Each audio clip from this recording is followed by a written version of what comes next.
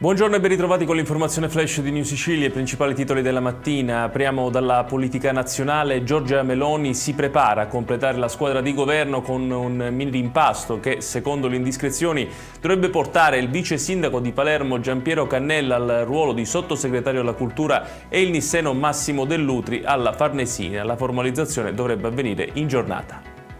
E restiamo sul tema di rimpasto di governo, ma alla Regione, perché il presidente Schifani, intervistato, ha annunciato che i cambiamenti nell'esecutivo siciliano sono molto vicini. Schifani ha poi rilanciato il cosiddetto modello Sicilia, rivendicando conti in miglioramento, investimenti in crescita e un aumento dell'occupazione negli ultimi 3 anni.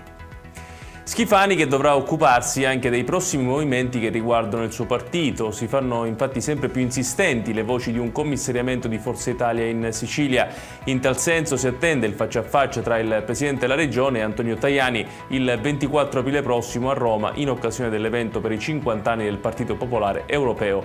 I nomi caldi sul tavolo sono quelli di Giorgio Mulè e Nino Minardo.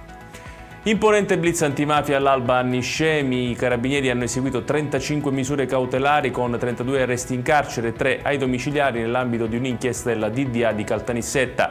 Le accuse vanno dall'associazione mafiosa al traffico di droga fino a reati legati al racket sul business dell'olio esausto, sequestrate anche aziende per oltre 6 milioni di euro.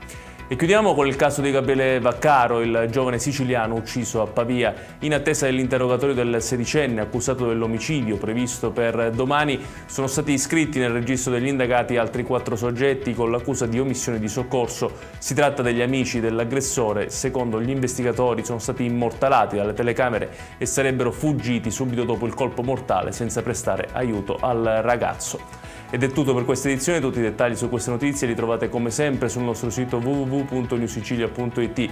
Grazie per averci seguito e buon proseguimento di giornata.